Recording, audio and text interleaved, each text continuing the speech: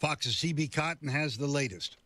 Investigators continue to promise the public that every person who played a role will be brought to justice. Cincinnati police announced Dominique Kittle was the latest arrest. He, too, faces charges of felony assault and aggravated riot. And Jermaine Matthews has since walked out of jail after posting a $270,000 bond. His conditional release requires electronic monitoring. Also on Friday, Cincinnati Mayor Aftab Purival came back early from his Canadian vacation to hold his first news conference since last Saturday's downtown viral street fight. Matthews' attorney states that his client did not start the fight and claimed that one of the victims was making racist comments before the altercation began. President Trump announcing yesterday that he has, quote, ordered 2 nuclear submarines to be positioned in the appropriate regions following a statement made by former Russian President Dmitry Medvedev.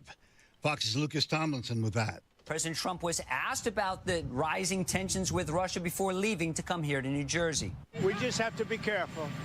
And a threat was made, and we didn't think it was appropriate, so I have to be very careful. So I do that on the basis of safety for our people. With a missile range of 7,500 miles, Ohio-class ballistic missile submarines do not have to be moved to launch a nuclear strike on Russia any closer to the country. The U.S. Navy has a fleet of 14 boomers, as they're known, and some are always on station in the North Atlantic and Pacific. Hamas releasing a statement it will not disarm unless an independent Palestinian state is established. America is listening to Fox News. Connect to Fox News Audio on the Fox News app. Listen to hear your favorite hosts like Brian Kilmeade, Jimmy Fallon, and Guy Benson standing up for what's right, live and via podcast. Just click listen, then swipe right and hear the latest news updates on your time. And scroll down to hear the latest podcasts from Fox News. And it's even easier to listen in the car with Apple CarPlay and Android Auto. Get programming alerts and notifications. Fox News Audio is on the Fox News app. The voices America trusts. Download it now. It's time to take the quiz. It's 5 questions in less than 5 minutes. We asked people on the streets of New York City to play along. Let's see how you do. What is the name of the coffee shop in the sitcom Friends? Mel's Diner. Central Perk. The answer? Central Perk. Either way, you can always try again tomorrow. Take the quiz every day at thequiz.fox, then come back here to see how you did. And thank you for taking the quiz. The manhunt continues. 93 WIBC Mobile News. On the level. On the go. What happened on the east side? I'm Jonette Cruz. Here's what's trending this hour. A late-night shootout at an east side bar in Indianapolis have left 2 men injured. According to police, a woman ran into the New Yorker bar to escape a man who was chasing her. That man then fired shots into the establishment, sparking a gunfight. 2 men were shot. One is in stable condition while the other is critical. The male suspect, who was also shot, is in custody. A break from the extreme heat. A couple degrees warmer, we'll probably hit the 80-degree mark, but what's actually really nice is how cool it's going to be in the morning. Sunday morning, we're probably going to be in the upper 50s, so you might even want to pull out a sweater for the first time this season, but it's going to feel great out there. Low humidity, high of 80, sunny skies, so get out and enjoy it. That's Cody Moore from the National Weather Service in Indianapolis. The cooler temperatures should stick around on Monday as well. The Whitestown Metropolitan Police Department conducted traffic stops on Thursday as a part of their ongoing public safety measures, a focused effort often used by law enforcement. Prior to the operation, the Department of Homeland Security approached the department and offered to assist with identifying individuals who may provide false or misleading information during those stops. In a statement released to WIBC, the department maintains the collaboration was conducted in full compliance with Indiana state law. WMPD remains committed to fair and impartial police practices. I'm Jonette Cruz on the level, on the go, and on WIBC.com. Now here's the forecast from the American Standard Cooling Weather Center.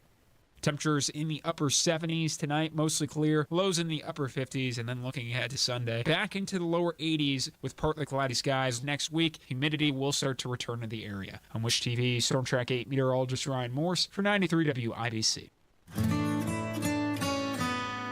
It's the first day of the first grade, and she found a new best friend. It's a laid-back Sunday afternoon.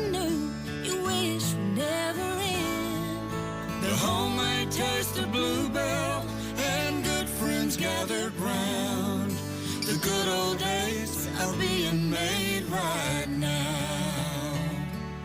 Open the lid on a carton of Bluebell Homemade in the Shade, and you'll have it made, so to speak. It's a combination of our top-selling homemade vanilla ice cream with a swirl of rich chocolate fudge sauce. Enjoy an instant classic. The good old days are being made right now. The good old days are being made right now. Look for Bluebell Ice Cream at your local grocer and pick up your favorite flavor today. You let him try violin because you love him. And if you love him that much, love him enough to make sure he's buckled up and in the back seat. Find out more at nhtsa.gov/the-right seat. Brought to you by the National Highway Traffic Safety Administration and the Ad Council. A well-regulated militia being necessary to the security of a free state. The right of the people to keep and bear arms shall not be infringed. This is the Second Amendment, and this is the Gun Guy. Boom, boom, boom, boom. Bang, bang, bang, bang. Boom, boom, boom, boom. Bang, bang, bang. With Guy Relford on 93 WIBC. And good afternoon, and welcome to the Gun Guy Show on 93 WIBC. Thrilled to be here. It's a beautiful day outside. How nice is it that it's cooled off a little bit? I'll tell you what, I'm going to enjoy tomorrow. I'm going to get out after church and shoot some sporting clays. If you're up at Indiana Gun Club there midday or so, may very well see you. Would love to run into you. Great weekend to be busting some primers and exercising your Second Amendment rights outdoors. The shooting that we saw this past week, and 4 people were killed. It's fair to call it a mass shooting. We had a guy with a history of mental problems, as mass shooters tend to have, who drove all the way from Las Vegas to Manhattan in New York City. And he's a guy who believed that he had traumatic brain injury from playing high school football. And listen, I don't discount the possibility that happened. I mean, I played football from 3rd grade through 4 years of college, and I'd like to think that I don't have any symptoms of, a lot of times they call CTE or traumatic brain injury, to use a different term. But that doesn't mean it couldn't happen to some other people, depending on, what contact you experienced and how many direct blows to your head, any number of other things. And my point in bringing this up is not to debate football or the safety of football or whether football players suffer traumatic brain injuries or whether this particular individual did. But that was the basis for his being upset, apparently, with the NFL. And so he reports now, the reports have changed on where he got his rifle. He had an AR-15. And a lot of us have seen the picture of him holding the AR-15 down by his leg, by the pistol grip, as he's literally walking down the street to walk into the building in Manhattan, which was the NFL headquarters, among other things. And he's walking down the street. And by the way, in that moment, because this has, of course, fostered lots of calls for gun control, in that moment, was he breaking New York law? Yeah, absolutely. New York has a so-called assault weapon ban. New York has public carry bans. Any number of different laws he's violating. So all those laws that New Yorkers say keep them safe, and New York politicians say keep them safe, did absolutely nothing to prevent a guy from illegally walking down the sidewalk with a rifle, walking into the building there in Manhattan, shot an unarmed security guard, shot a police officer, shot another employee, then went up to the 33rd floor, reportedly, shot another person who died, shot an NFL employee, apparently, who was seriously injured but not killed. So 4 killed, 1 seriously injured, and then turned the gun on himself, as they so often do, these cowardly mass shooters, and died as a consequence. And you knew what was going to happen, especially after the picture of him walking down the street with an AR. You knew you were going to hear all the usual calls for gun control. And how many times over the years, after a mass shooting or otherwise, have we seen calls or heard calls for a so-called assault weapon ban after a shooting? And that tends to happen, by the way, whether the mass shooting actually involved an AR-15 rifle or not, or anything that the politicians would group together with the made-up political term, assault weapon. But another term they love to use is military-style assault rifle. And there's a lot of public debate about the use of that term. And, of course, we're hearing that now. We're hearing this as a result of the New York shooting, as we will anytime there's any kind of a crime committed with an AR-15 or similar semi-automatic platform with a detachable magazine, whether it's an AK-47 or an AR-15 or any number of other similar firearms that bear that commonality of features, which is semi-automatic with a detachable magazine in traditional rifle calibers. But I wanted to take some time here on the show, and as always, we want to take your questions and comments. So give us a call. Join the discussion, 317-239-9393. 317-239-9393. Because, a lot of folks on our side of the gun control debate, when they hear that term, military-style assault weapon, get very, very defensive. And they'll jump into the debate, and they'll say things that are absolutely accurate in defending our right to possess such firearms and the coverage, the protection such firearms receive under the Second Amendment. And they will correctly say things like, well, you can't call it a military-style rifle because traditionally and historically, certainly in modern military terms, military rifles are invariably select fire or automatic. And of course, different militaries across the world use a whole bunch of variety of different firearms, including semi-automatic and bolt-action rifles and semi-automatic pistols, and any number of others. But in terms of what we think of as the quote-unquote military-style assault rifle or military-style rifle to begin with, that's carried by the world's infantries, for instance, we think of select fire or automatic. And so people say, it's not military style, and get very defensive about that. And I've seen the NRA come out with ads. It's not a military style rifle. It's semi-automatic, and there's a dramatic difference, and that's true. There is a very significant difference, no question, not debating that. But I thought I'd take some time on the show here tonight and push back a little bit on the idea of how defensive we should be from a constitutional perspective and a historical perspective on this issue of whether United States private citizens, not members of the military, should be, and in fact are, legally allowed to carry military-style rifles. And I'm sure there are people out there getting nervous right now. And you may see this played back at some point by anti-gun people going, oh my God, that nutcase on WIBC is advocating for civilians to carry the weapons the military carries. Oh my gosh. Blood in the streets. But I want to look at this issue from the perspective of the founders.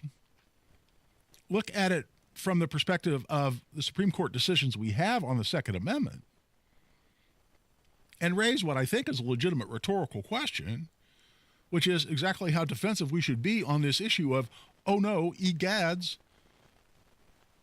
we have military-style rifles in our homes in the form of AR-15s. Now, again, I don't concede the argument that these are the same as what modern militaries carry because of the semi-automatic versus select fire or automatic distinction. I get that completely. And I've made that point publicly too. But there's another perspective that I don't think we should lose sight of, and a lot of people have, And to me, it's an important one to be true and intellectually honest to what the founders really intended when they wrote the Second Amendment, which doesn't get enough coverage and discussion from my perspective. You're curious, you want to make a comment, join the discussion, 317-239-9393. Right now at the quarter hour, we're taking a break. This is Guy Relford on The Gun Guy Show on 93 WIBC. Another update is just minutes away. Steady, heavy rain, flooding in low-lying spots. Yeah, heavy rain moving eastward across the state. Cars underwater. Hear the news. 5-day manhunt in Arkansas, murdering a couple on a hiking trail. Hunt you down and bring you to justice. Stay in the know while you're on the go. Trade deal with South Korea will spend $350 billion on investments. House exploded. Southern Indiana. Unknown what caused the explosion. On air and online. 93 WIBC Mobile News. Guy Relford for Tactical Firearms Training. Our most popular class is Essentials of Indiana Gun Law, and our next one is coming up Saturday, September 20th at Indy Arms. It's going to be 9 a.m. to 2 o'clock p.m. on the 20th. That's a Saturday. This is 4.5 to 5 hours, the most important legal information you need as an Indiana gun owner. Detailed discussion of the law of the use of force in self-defense or defense of others, how to avoid very commonly prosecuted crimes like pointing a firearm, intimidation with a deadly weapon, criminal recklessness with a deadly weapon. Those are all felonies. You can lose your gun rights for a very, very long time, if not forever, and a whole lot of essential legal information beyond that every gun owner in Indiana needs to know. It's $50 for an individual, $95 for couples. If you can't make the one on September 20th at Indy Arms, there on Indy's northeast side, we're going to have another one Saturday, October 18th at Parabellum Firearms and Indoor Range. I tell you, these always sell out. You don't want to wait too long. But if you can make it either September 20th in Indy or October 18th in Avon, you can sign up right online. Go to tactical-firearms.com. Just click on upcoming courses at tactical-firearms.com. Road trip! This summer at Tire Discounters, your tires are your passport to savings, because you're driving to Paris, Texas, then it's off to Rome, Georgia, and you'll be kissing the Blarney Stone in Dublin, Ohio! Right now, save up to $434 when you buy 4 tires, and that includes a free alignment and oil change. Stop at Tire Discounters before you see the world. Are you having trouble hearing? Hearing loss can devastate the quality of your life. Now, there's an affordable fix for you or your loved one. Rated the best hearing aids of 2025 by Forbes Health, Audion Hearing has the highest quality hearing aids at the lowest prices, starting at just $98 a pair. I actually like them better than my old $5,000 hearing aid. I could not believe how my hearing and life changed. Join over 1 million happy customers by going to audionhearing.com. That's AUDIEN hearing.com. Lanny went to college and racked up huge debt. A little bit over $100,000. For a degree he couldn't use? Now what? I had a friend that went to My Computer Career. They even helped him get hired immediately after graduation. One of the things I love about IT is that you can work from anywhere you want. You could become an IT pro in just months, including cybersecurity and the basics of AI with zero experience at mycomputercareer.edu. My Computer Career, an elite CompTIA certification partner. It worked for me, and I know it can work for you. This is one student's experience. Individual results vary. Career changers, including veterans and active duty service members. Your transition starts here. Go from GI to IT in a matter of months. Become a certified cyber warrior with training at My Computer Career. Cybersecurity specialists are in high demand, offering IT pros great opportunities and a rewarding lifestyle while protecting our people, liberty, and treasured institutions from cyber threats. Deploy your career in IT today at mycomputercareer.edu/CWP, an elite CompTIA certification partner. VA education benefits are available to those who qualify. I think we can all agree. Over the last few years, things have gotten weird. Weird, confusing, and at times, pretty scary. And for our kids, these things can be overwhelmingly stressful. And can increase the risk for mental health problems as they grow. But there's so much hope. Scientific research and real-life experience tell us that the #1 antidote to stress is authentic, trusted relationships. So that's why I. That's why we. That's why I am committed to building and maintaining a trusted space. For the students I influence every single day. Until schools across the country can proudly call ourselves a trusted space.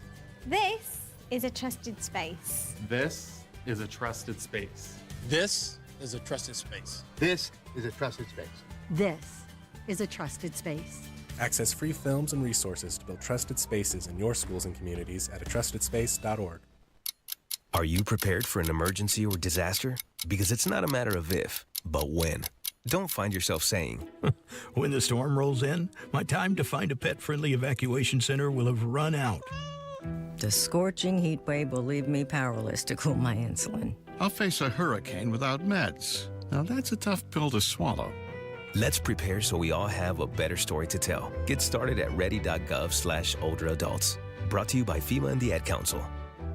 There are 48 million unpaid family caregivers in the United States. Visit aarp.org/caregiving to access a free guide to help navigate your caregiving journey. No Kid Hungry is providing healthy meals and hope to hungry kids so they can build better futures. Learn more at helpnokidhungry.org.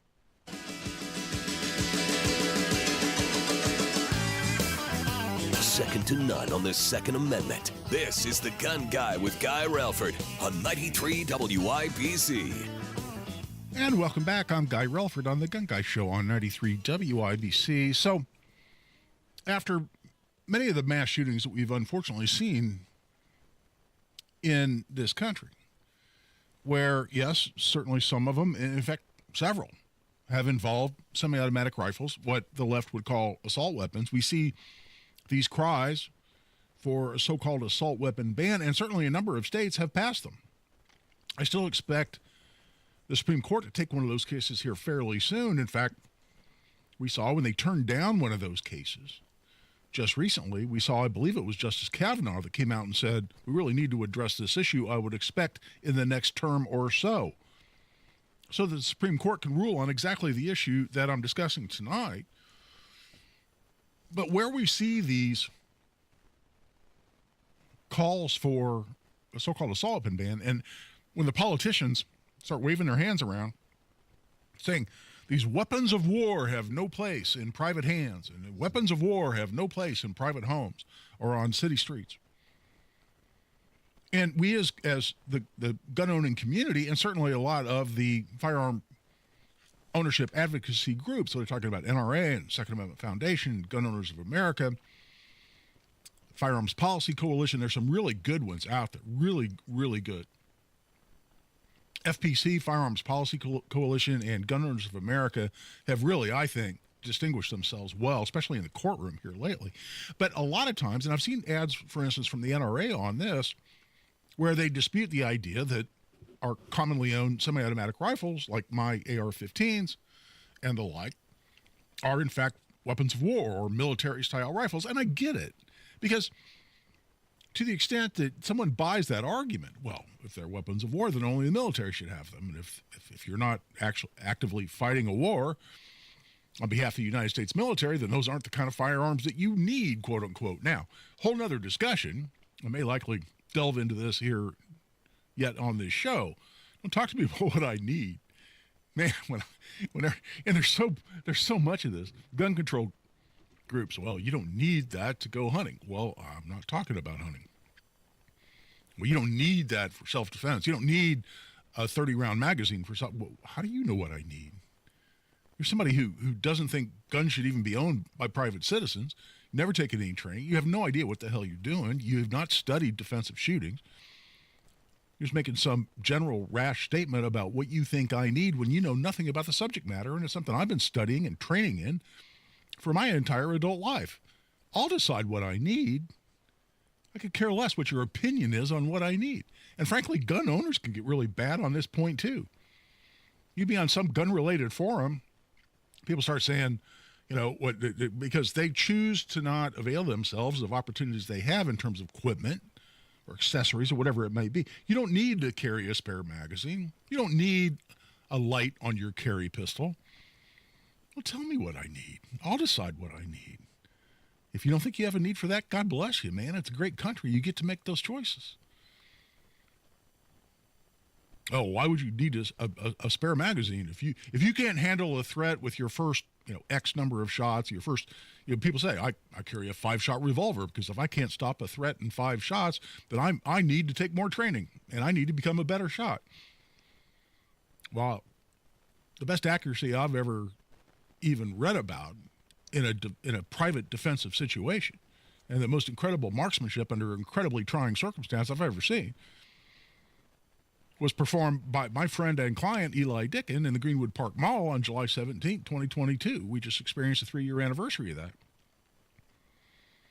And Eli saved countless lives, as I've talked about many times, and I was so incredibly honored to be his attorney and now his friend. And he started shooting from 43 yards away at a guy with a rifle all the way across the opposite end of the Greenwood Park Mall food court. And Eli made 8 out of 10 shots. 2 out of 4 from 43 yards. And then 6 for 6 as that engagement continued. Most incredible marksmanship I've ever seen. And it still took 10 shots. Some knucklehead, if you want to carry a 5-shot revolver, God bless you. I don't care what you carry. If you deem that sufficient for your purposes, God bless you. I support you. I'll train with you. And I will advocate for you to do exactly what you care to do. I'll support you 1,000%. But don't tell me if I carry a spare magazine, it's because I don't need that. Just like the politicians, the anti-gun politicians shouldn't be able to tell me how many rounds I need to carry in my rifle. Whether I need a semi-automatic rifle at all. I'll decide what I need. As you've heard me say many times, and as a lot of people say out in public, it's not the Bill of Needs. It's a Bill of Rights. The metaphor I've used, and I've heard a lot of people repeat this, whether they got it from me or created it on their own, I don't know. But I always say, I talk about Rosa Parks, and people get all offended. That middle-aged white guy going to talk about Rosa Parks. A lot of people get mad really quick. But Rosa Parks had an absolute human right, then at the time protected by the 14th Amendment of the United States Constitution, to have equal protection under the law and sit anywhere, any damn place that she wanted to sit on that bus. And if she chose to sit in the front seat, by God, she had an absolute human right to do so. It was a right. Did she need to sit in the front seat? The front seat and the back seat are going to the same place. You're going to get to your destination. No price difference. No, she didn't need to sit in the front seat. And who the hell cares? It's completely irrelevant. It's not even worthy of discussion whether she needed to exercise a basic human right bestowed by God but protected by the Constitution. You don't talk about her need to have her basic human rights protected. It was a right. Once it's a right, the discussion of need disappears. And that's exactly my point on my basic human right to defend myself and my family. Not created by, but protected by the United States Constitution. So don't talk to me about need. But I also want to address this issue of why we shouldn't, in my mind, be too awfully defensive about these attacks that we get. Oh, weapons of war and a military-style assault weapon. There's the political debate, and I get it. But then there's the legal, constitutional, and historical debate. And that can go in a little different direction, and certainly should. I mean, look at the wording of the Second Amendment. A well-regulated militia being necessary to the security of a free state. The right of the people to keep and bear arms shall not be infringed. And the Supreme Court ruled in 2008 in D.C. versus Heller that the preamble, the opening phrase of the Second Amendment, a well-regulated militia being necessary to the security of a free state, does not limit the right of the people. It was somewhat of a discussion of the origin and the motivation to protect individual rights, but was not a limitation on that right. And for the first time, in a 5-4 decision, the Supreme Court said no, the Second Amendment and the rights protected by the Second Amendment are not contingent upon, are not dependent upon service in a military unit. And that's awesome, and that's right. And thank God that the constituency of the court, by one vote, reached the appropriate decision on that point, because otherwise if you're not in the National Guard right now, had that decision gone a different way by one vote, Second Amendment would offer you no protection whatsoever. People don't understand how close to constitutional catastrophe we really were. But the fact that the opening phrase, a well-regulated militia being necessary to the security of a free state, does not create a limitation on the right of the people to keep and bear arms, which is the fundamental ruling. It certainly goes beyond that, but it's the fundamental ruling of Heller. Doesn't deprive us of the context of the thinking of the founders when they wrote those words. Because the discussion of a well-regulated militia, regulated meaning capable of doing its job, well-armed, well-equipped, well-trained, well-disciplined, like a well-regulated clock keeps appropriate time. That was the use of the term. Supreme Court ruled on that issue. That's in the Heller decision as well. But why is the discussion of the militia important? And why is a militia necessary to the security of a free state? Well, the militia just played a huge part of winning the war for independence against King George II and England. And we saw the militia, that is citizen soldiers, standing right next to the Continental Army as we fought the British. And there was a lot of discussion that we did not want a standing army. Having just fought a war against tyranny, we did not want to see it replaced with another tyrannical government supported by and enforced by a standing army. So the discussion was, well, necessary to the security of a free state. There's two important words, security and free. We need to have citizen soldiers. And we need them to be as well regulated, meaning trained and equipped, as the Army. That's not the limit of the right protected by the Second Amendment, but it's the context. And if that's the thinking of the founders, if the founders wanted me, as a private citizen, to be as well armed and equipped as the standing army,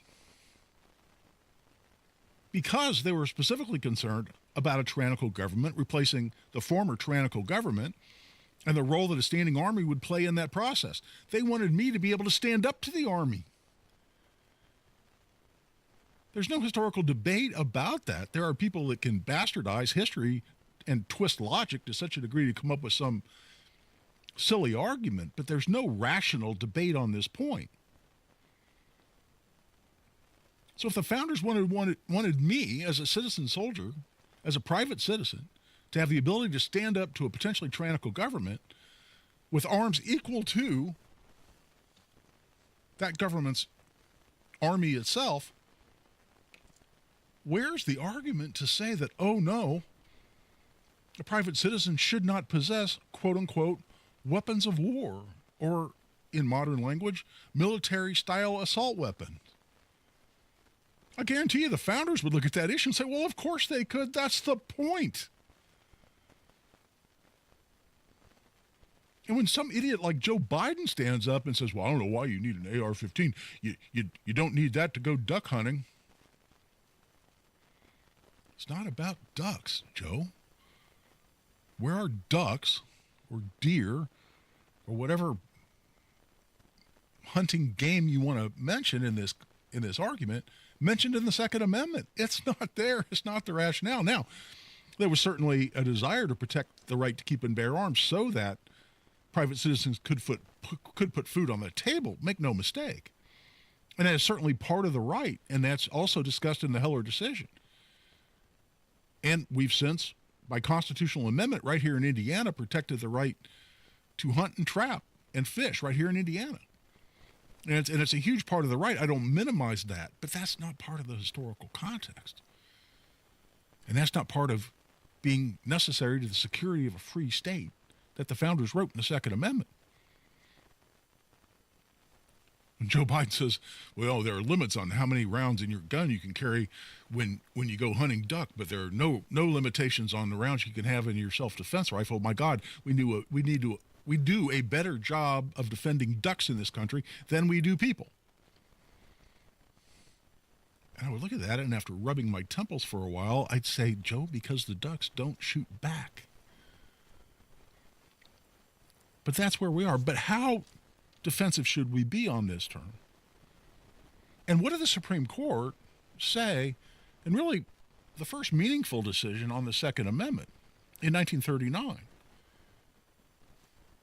in U.S. versus Miller? This is U.S. versus Jack Miller. You want to jump on Wikipedia. Case involving the National Firearms Act and a sawed-off shotgun. Brought against two guys, Frank Layton and Jack Miller. And the issue in that case was the constitutionality of the National Firearms Act. Still on the books today.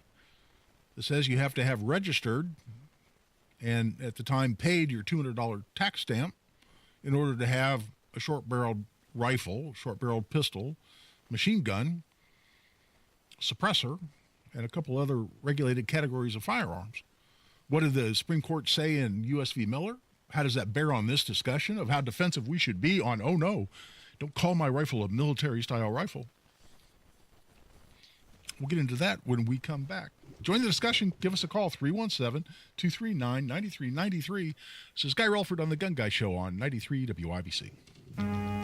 It's hot out there. The weather's hot. And when we say hot, But the headlines, they're even hotter. I mean extremely hot. The news of the day is heating up. IMPD officers shot at least 3 times. One suspect was also shot. Diego Morales, Secretary of State, in his bizarro international travel. Playing out right in front of us every single day. Stay cool. Finally, a cool down is coming. Stay informed. All the information right here. Stay with 93 WIBC. The deals at Andy Moore Ford just keep on coming. The red, white, and new sales event. Get independence from car payments with no payments for 3 months and enjoy your freedom in the new Ford F-150 Super Crew or that absolutely amazing Ford Mustang with 0% APR financing for 48 months. Save $15,000. That's $15,000 off MSRP on new 2024 F-150s or Expeditions, or buy a new Ford Super Duty truck for under $40,000. Andy Moore Ford in Plainfield is your spot for all the Super Duty trucks. They've got 175 trucks to choose from right there on the lot at Andy Moore Ford in Plainfield. And with more to your door, simply purchase your vehicle online and they'll deliver it to your door. Andy Moore Ford, 2713 East Main Street in Plainfield, or online at andymoreford.com. That's MOHR. I love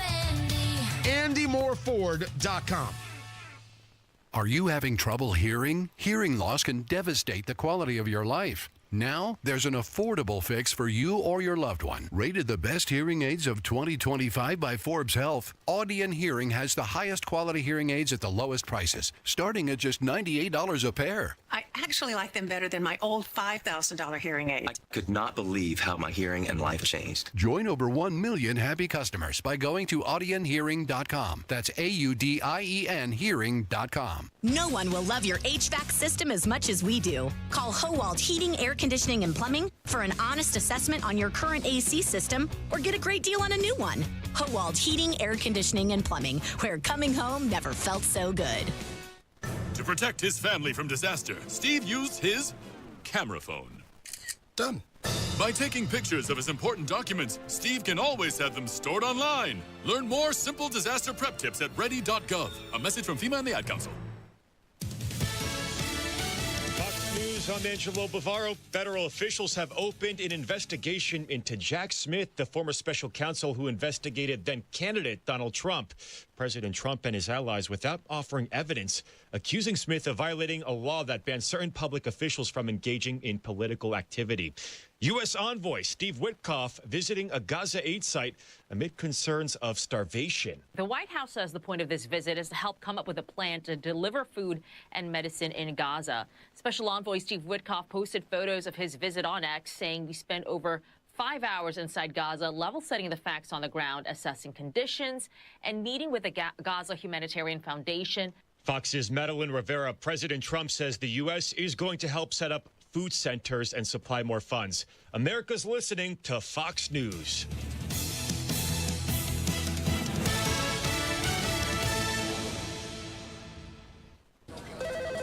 Comcast Business High Five Hotline. What's the state of your excitement? I signed my business up for the 5-year price lock guarantee, and I can't stop high-fiving people. High five! Okay, deep breath. You're in a good place. You signed your business up for 5 years of gig speed internet and advanced security, all on our ultra-reliable network. Gig speeds and advanced security? I'm so stoked. Yep, and you get it at a great rate that's locked in for 5 years. Woo! The high five is just your body's way of saying, I'm winning. So this is natural. High-fiving everyone you see in a state of business savings enthusiasm? Totally natural. Sweet! Thank you! Thank you! High five, everybody! High five! The Comcast Business 5-year price lock guarantee is back, but only for a limited time, so sign your business up today. High five! Comcast Business, powering possibilities. Ends 9/21/25 for new customers with qualifying bundle. Current customers may be eligible depending on services and area. Guaranteed rate applies to monthly service charge, excluding taxes and fees. Other restrictions apply. I'm a grandson, a son. I'm an employee and a mentor. I'm a father to 2 beautiful kids and a husband to an amazing wife. And I have a substance use disorder. In other words, I'm living in recovery with an addiction. And now that you know, will you let it change how you see me? It's okay to see my addiction, but I want you to know it's people choosing to see me as a person that changed my life. See the person, not just their disease. Learn more at cbeyondtheaddiction.org. Are you ready to build your custom dream home? Joiner Homes is ready to make your dream come true. Over 18 years, Joiner Homes, based out of Greenfield, have built hundreds of homes in central Indiana, and the best place to start is joinerhomes.com. That's where you'll find pricing, photos of completed Joiner homes to inspire you, available home sites, and info on where you can visit their model homes, and a lot more. Be sure to check out Joiner Homes' 5-star Google reviews. Get started today at joinerhomes.com.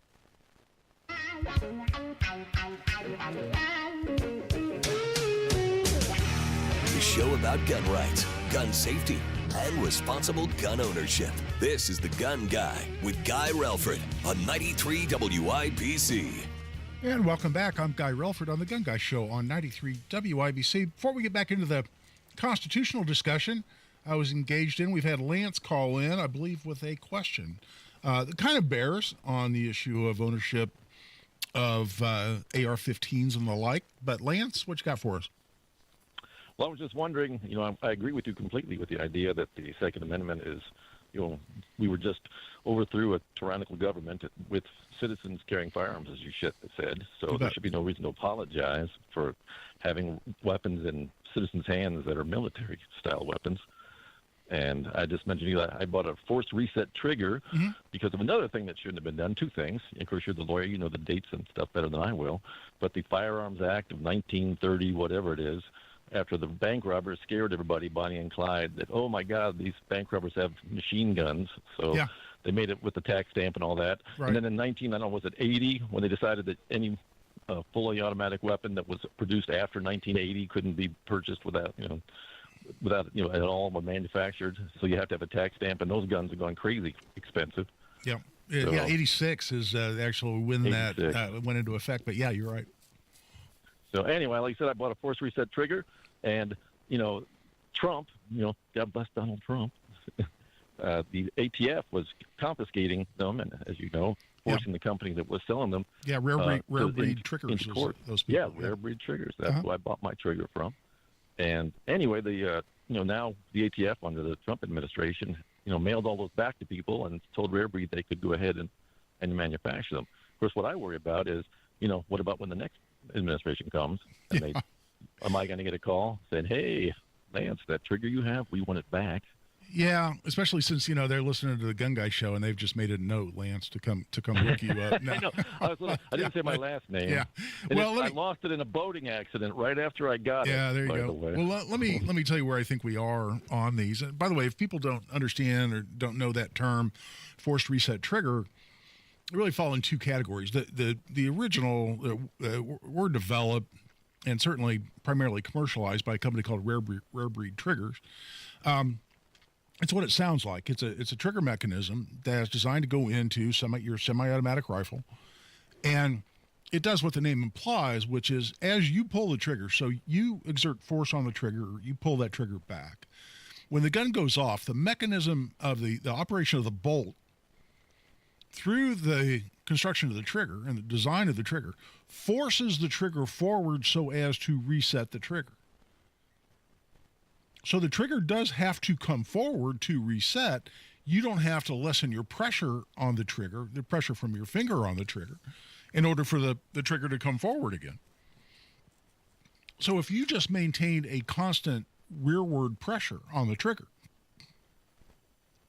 you just press the trigger to the rearward and maintain that pressure, the gun will continue to shoot because the mechanism of the trigger is forced to reset. And you don't need to pull, release, pull, release, pull, release. At the same time, the trigger has to go through a separate function for each shot. And that's huge. It's very important. And by the way, there's another category of these that result in exactly the same thing happening, but a lot of people call them super safeties. I have one of these on one of my guns. And I think, personally, in having looked at it, I like the design better. It's a simpler design. But it does the same thing. It just does it a slightly different way. It's one particular bar connecting the trigger mechanism to the action of the gun. And it's got kind of a cool push-through safety feature, like a push-button type safety. A little different than the lever safety you typically see on an AR, but operates the same way.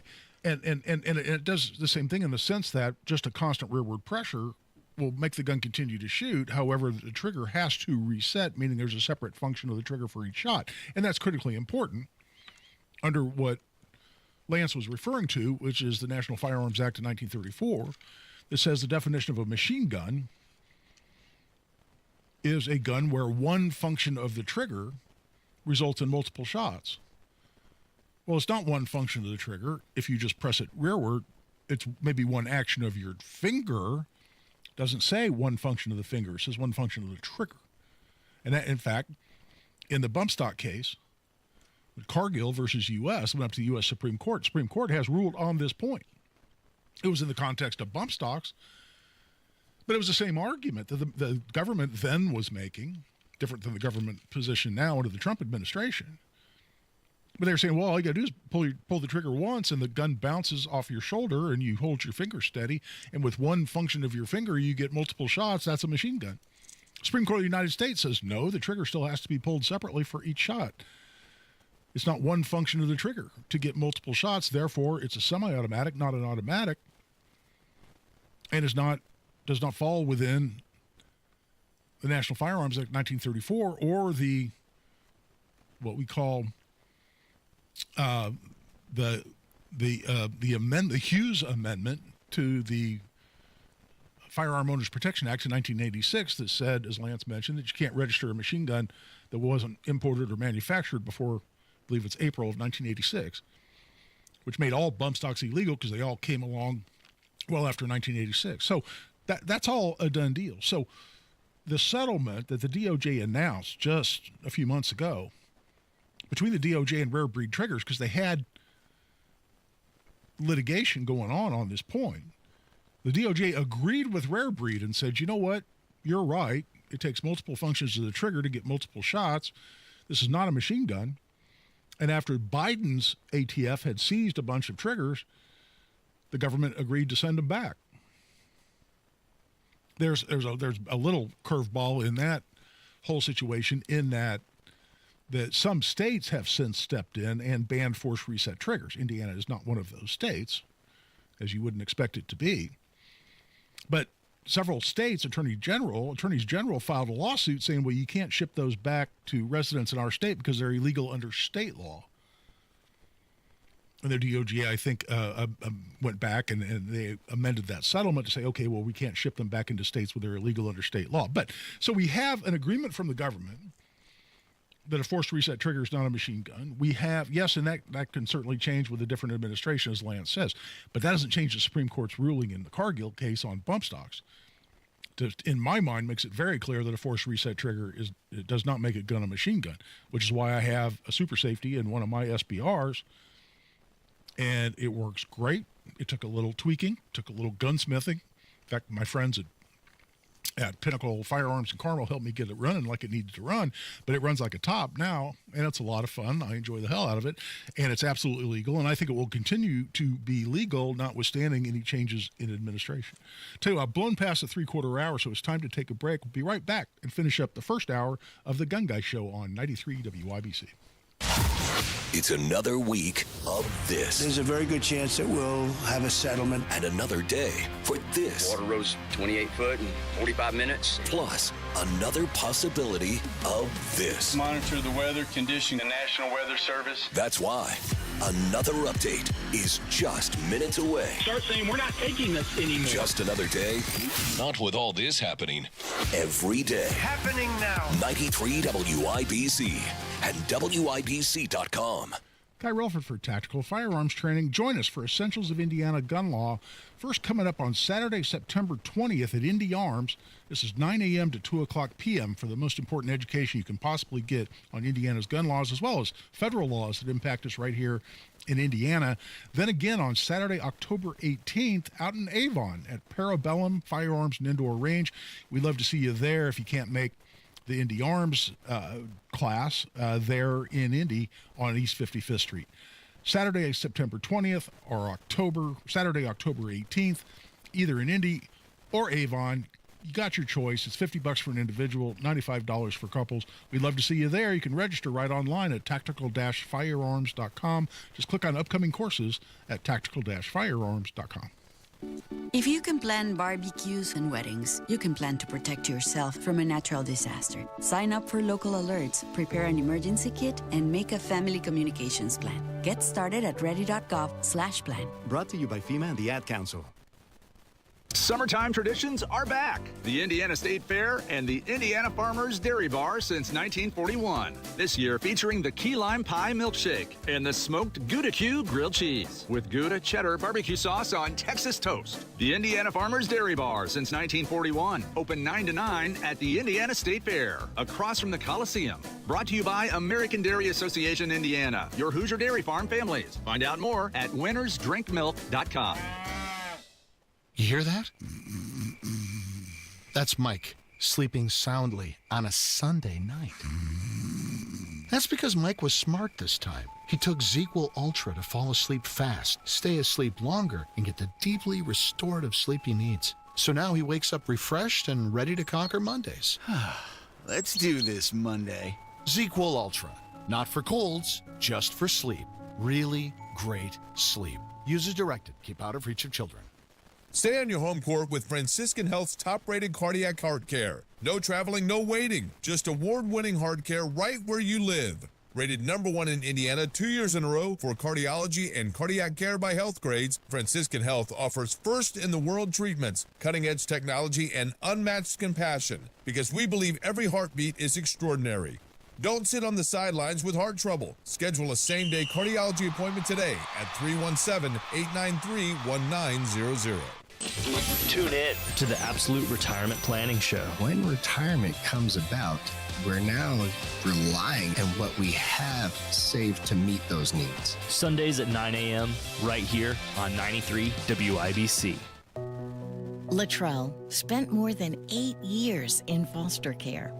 His world changed when he was adopted at 15 with help from the Dave Thomas Foundation for Adoption. I think about how much we love him, and I wish we could have had him for his entire childhood. The foundation is changing the lives of thousands of teens waiting in foster care. You can help. Learn more at davethomasfoundation.org. 1 in 6 seniors faces the threat of hunger, and millions more live in isolation. Drop off a hot meal and say a quick hello. Volunteer for Meals on Wheels by donating your lunch break at americaletsdolunch.org. This message brought to you by Meals on Wheels America and the Ad Council. You support them. Who supports you? Matt Baer and Ryan Hetrick provide insight, encouragement, and resources to help you navigate a loved one's recovery on the Supporting Sobriety podcast. Listen and get support wherever you get your podcasts.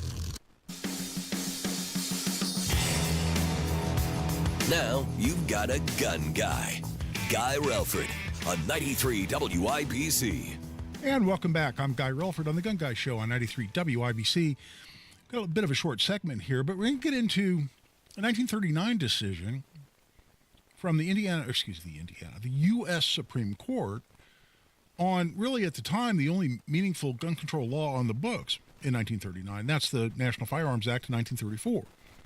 And as I mentioned, it severely limited the ownership of items such as short-barreled rifles, short-barreled shotguns, machine guns, suppressors, destructive devices, and what are called any other weapons.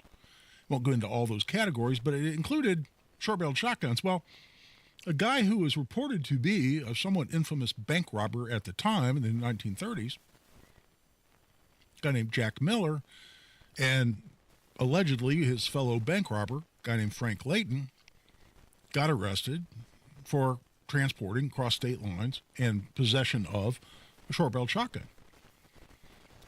And it goes up to the Supreme Court, and it goes up under pretty unusual circumstances because Miller and Layton didn't show up.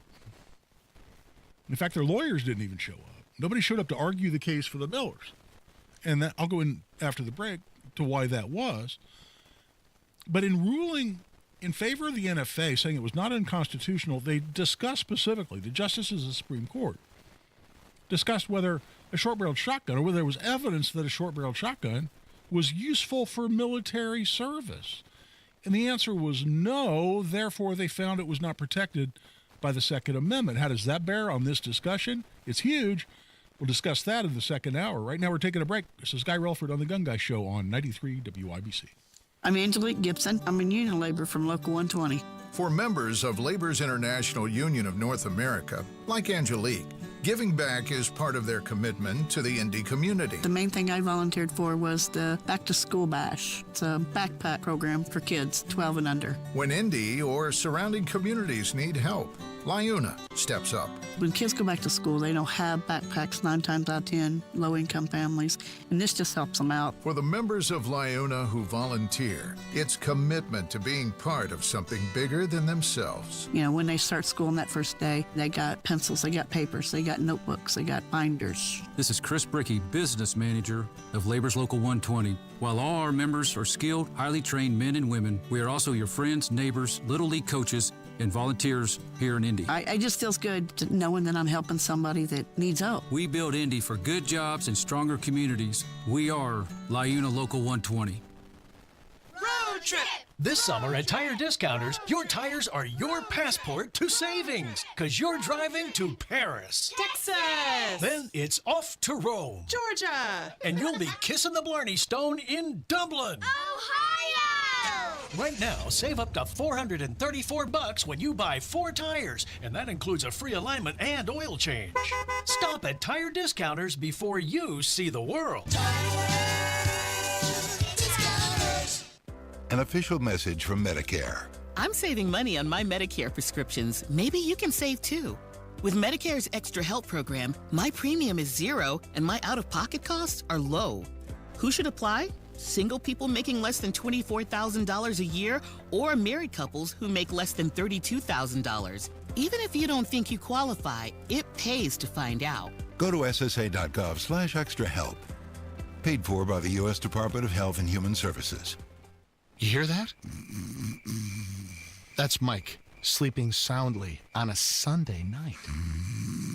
That's because Mike was smart this time. He took ZzzQuil Ultra to fall asleep fast, stay asleep longer, and get the deeply restorative sleep he needs. So now he wakes up refreshed and ready to conquer Mondays. Let's do this Monday. ZzzQuil Ultra. Not for colds, just for sleep. Really great sleep. Use as directed. Keep out of reach of children. If Ernest Hemingway was alive today, would he say this to you? Shakespeare, Mark Twain, Edgar Allan Poe, all great writers.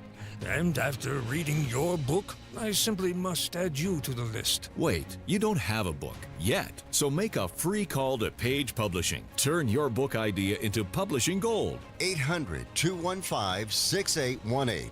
800-215-6818. That's 800-215-6818. Broadcasting from the Technology Recycler Studios, this is Indy's Mobile News, 93 WIBC. WIBC HD1 Indianapolis. The news starts now. A former special counsel who conducted probes into President Trump is now being investigated himself. Fox's Jill Nato. Special counsel Jack Smith oversaw 2 investigations into President Trump during the Biden administration. One was on the mishandling of classified documents. The other was on Trump's role during the January 6th Capitol riot. Now the Office of Special Counsel under President Trump is launching a probe as Trump and Republican Senator Tom Cotton accused Smith of violating the Hatch Act, a federal law that bans some public officials from engaging in political activity. Cotton asked the Office of Special Counsel to investigate Smith, alleging his conduct was designed to help then President Joe Biden. In Washington, Jill Nato, Fox News. Countries including Canada and India are about to be hit with new tariffs after failing to reach a new deal with the U.S. Republican New York Congressman Mike Waller on Fox News Live. We have already seen Japan, Vietnam, Thailand, the EU, China negotiations well underway. That would not have happened but for the use of tariffs. The company behind those controversial ads for blue jeans has responded to its critics. Retailer American Eagle Outfitters posting on social media its ad campaign featuring actress Sydney Sweeney was always about the jeans, her story. Critics have blasted the ad as Nazi-like and, intentionally or otherwise, promoting eugenics. But most of the critics equate jeans, as in denim, with genes, as in genetics.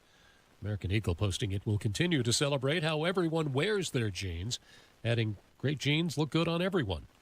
Jack Callahan, Fox News. America's listening to Fox News.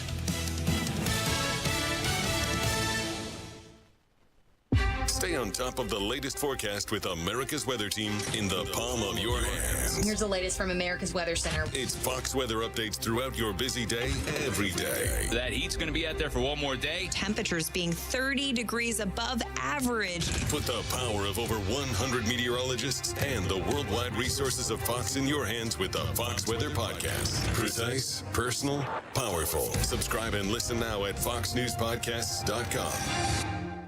Connect to Fox News Audio on the Fox News app. Listen to hear your favorite hosts like Brian Kilmeade, Jimmy Fallon, and Guy Benson standing up for what's right, live and via podcast. Just click listen, then swipe right and hear the latest news updates on your time. And scroll down to hear the latest podcasts from Fox News. And it's even easier to listen in the car with Apple CarPlay and Android Auto. Get programming alerts and notifications. Fox News Audio is on the Fox News app. The voices America trusts. Download it now.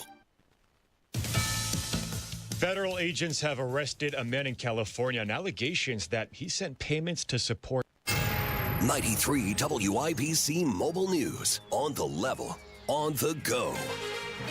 State Fair happenings. I'm Johnette Cruz. Here's what's trending this hour. Indiana's strong agriculture tradition and future as a farming leader are reasons to celebrate, says Lieutenant Governor Micah Beckwith, as the 168th Indiana State Fair gets underway. FFA is headquartered here in Indiana. They're doing phenomenal things in next generation leadership.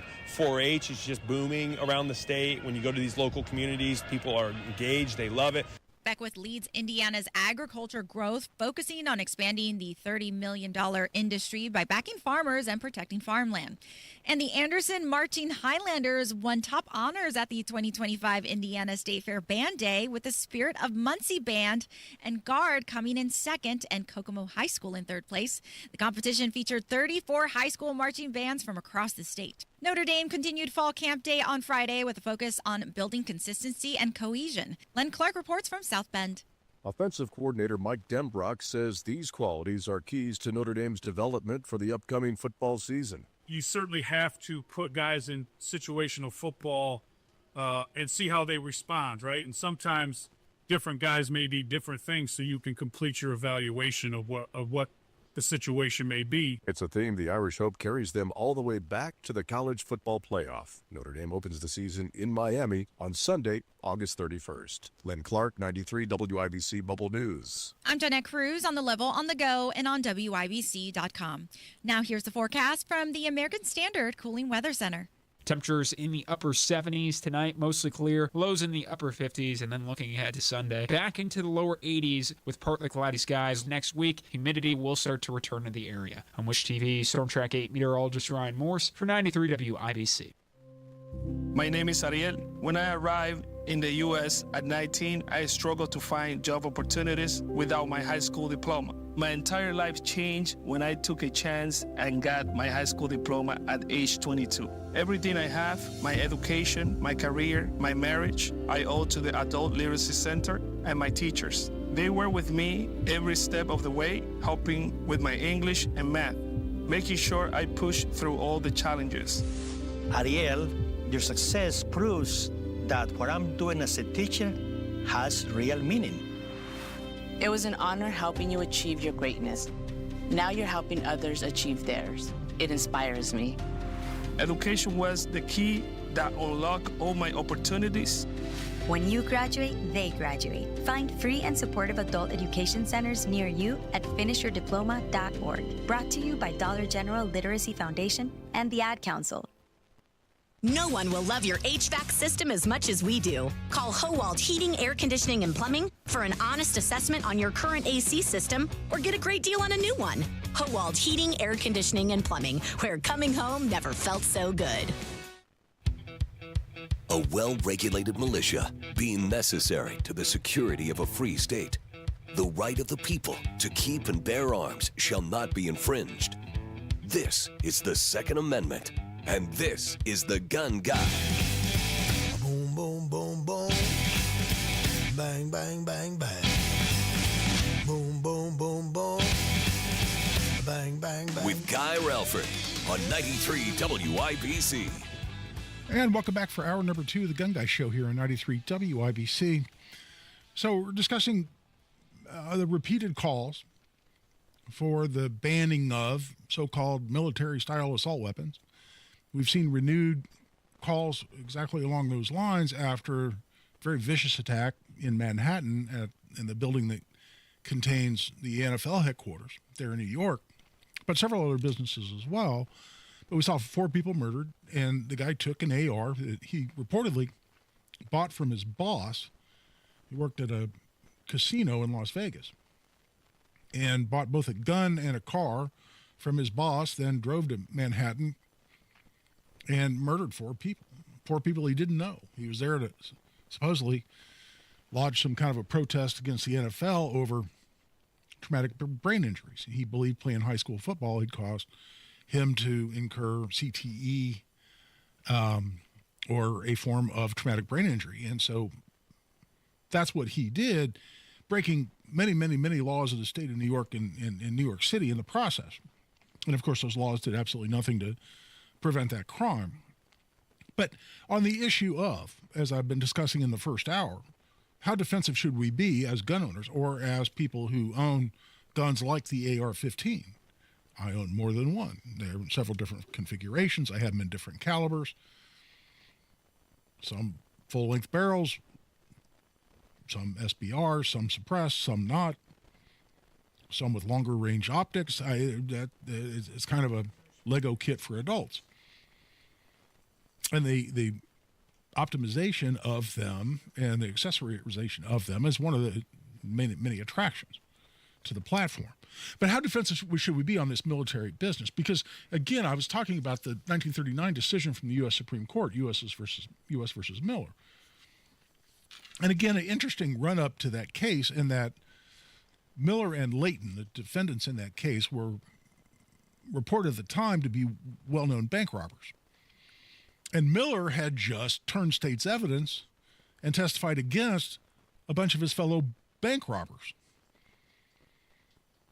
And there's been speculation since then and some historical accounting saying that the district court judge who actually ruled the NFA as to short-barreled shotguns was unconstitutional, was really in favor of the gun control law and didn't think people should own short-barreled shotguns, but he knew that Jack Miller, the defendant, primary defendant in the case, had just turned state's evidence and was going to have to go on the run and go into hiding immediately after that case, so that in all likelihood he would not even show up to the Supreme Court and the government would have a free run and its lawyers would be able to argue unopposed in the U.S. Supreme Court. And that's exactly what happened. Miller didn't show up. His lawyers didn't show up. And in fact, before the decision was even handed down from the Supreme Court, Miller was found as I recall, out in the woods tied to a tree, having been murdered. But the decision was, from the Supreme Court, the decision was based on looking at the Second Amendment itself and the entire Second Amendment, including a well-regulated militia being necessary to the security of a free state. It said, well, a weapon has to have some connection to being useful in military service, or else it doesn't fit within the context and the meaning of the Second Amendment itself to be protected. And they said there's no evidence that short-barreled shotguns were useful in military service. Now, again, there was no one there providing the argument on behalf of Miller, and there are certainly shotguns used all the way back in World War I and would be again in World War II. We call trench guns, which were extremely useful, especially in World War I. And many of them, yes, were short-barreled shotguns, but no one was there to provide that evidence or make those arguments or make sure that the lower court's record was full of that evidence to begin with. But the issue was short-barreled shotguns being not useful for the military aren't protected by the Second Amendment. Doesn't it completely then turn that ruling on its head? And people will argue, or at least it's ignoring that ruling from the Supreme Court. When people argue, well, these are military-style weapons, that is the AR-15 and the like, or the AK-47, and need to be taken out of civilian hands. They're not protected by the Second Amendment, and they shouldn't be. They should only be in the hands of our military. How do you get there? And unfortunately, for all the great things that the Heller decision did in 2008, and again, had Heller not gone the way it did on the foundational issues of do you have to be in a militia, do you have to be in the National Guard today to be protected by the Second Amendment at all, to have any rights protected by the Second Amendment, that's where Heller really was so critical. I mean, it was night and day how bad things and how opposite things would be today if Heller had gone the other way. So we owe Justice Scalia a huge debt of gratitude for that, as well as the other justices that voted with him in a 5-4 decision. But there's a quote in the Heller decision that I've never been able to understand because, these Supreme Court justices, obviously, most of them, here recently we certainly, I think, have an exception or two to this, but most of these people are brilliant, brilliant people.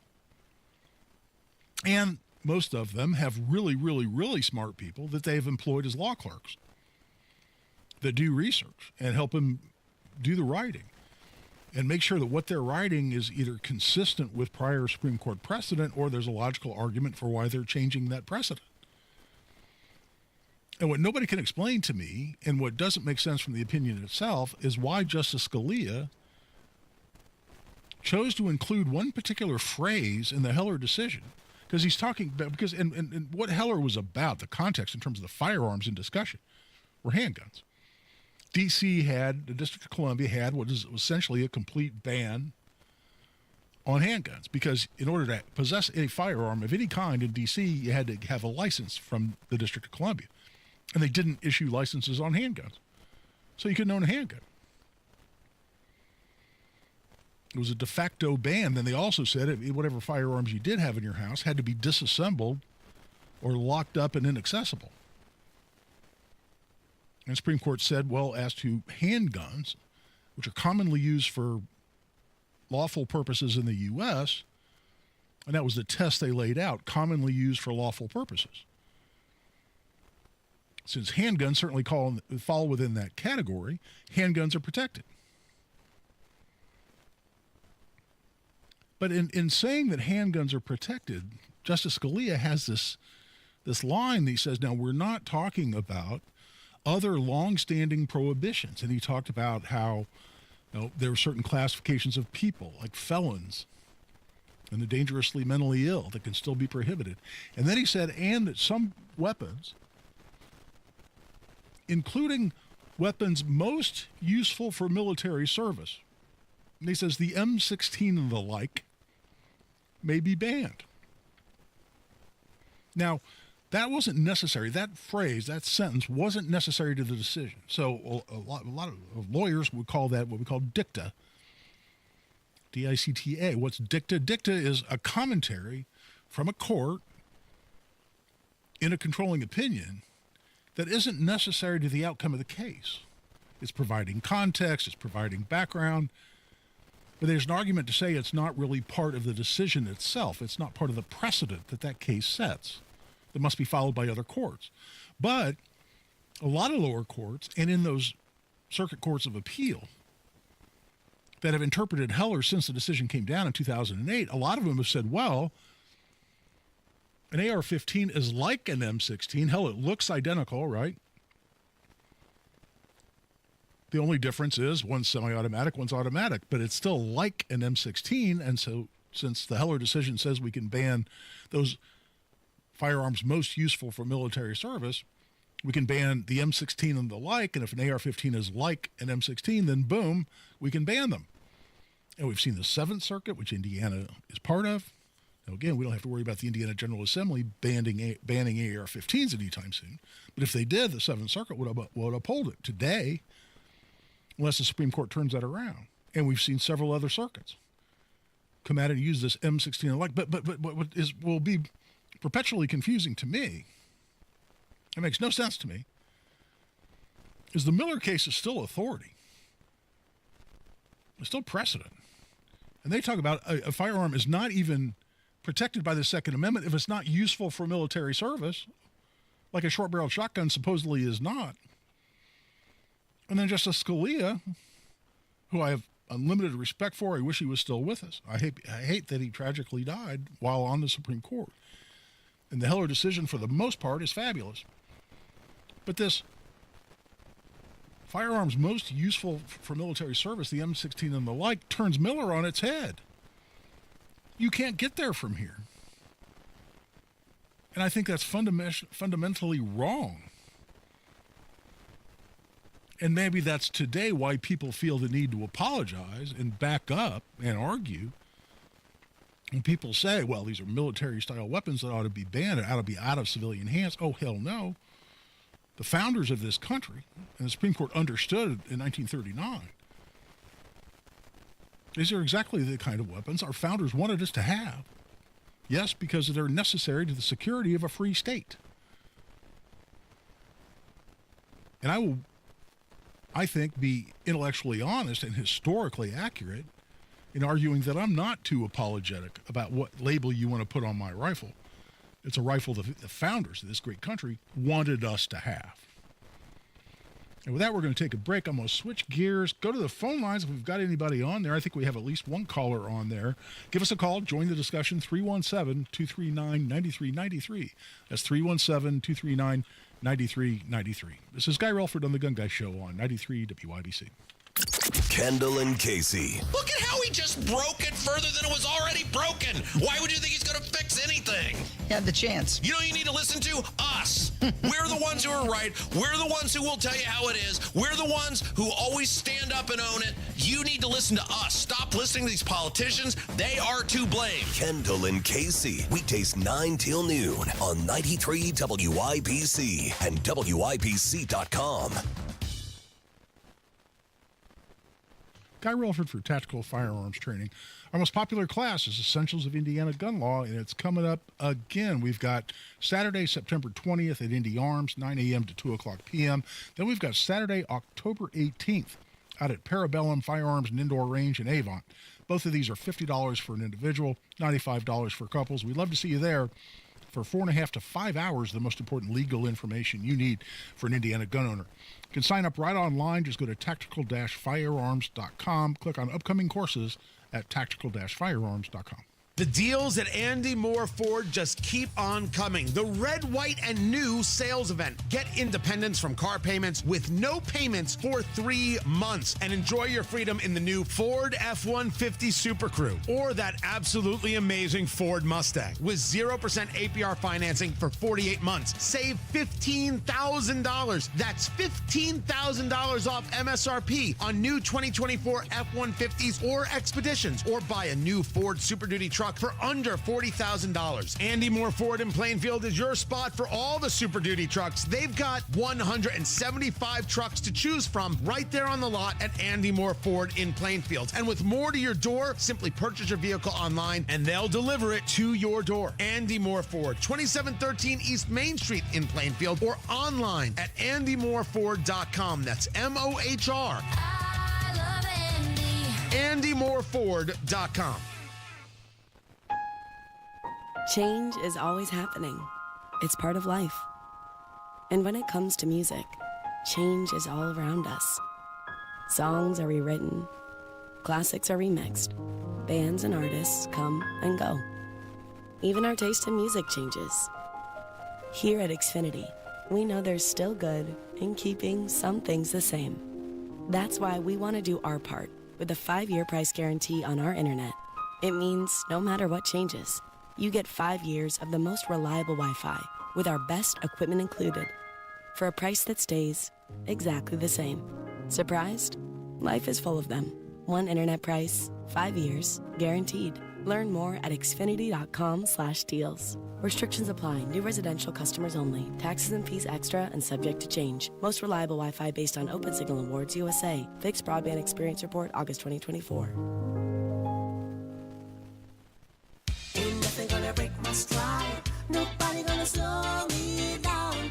Don't let pneumococcal pneumonia break your stride. If you're 50 or older, you're at increased risk. So be proactive with Capvaxive pneumococcal 21-valent conjugate vaccine to help protect against invasive pneumococcal disease and pneumonia caused by certain types of pneumococcal bacteria.